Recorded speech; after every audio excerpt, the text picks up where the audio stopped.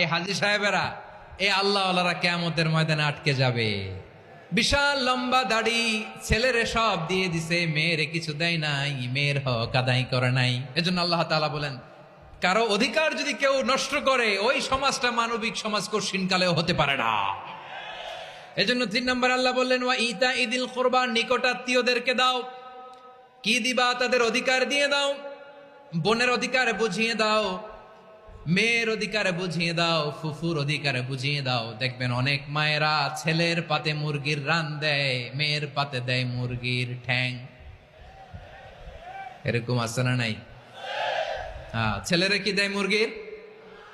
মেয়ের পাতে কি দেয়? তো মেয়ের কি মুরগির রান খেতে মনে চায় না? মনে চায় না? এমনটা করা যাবে না।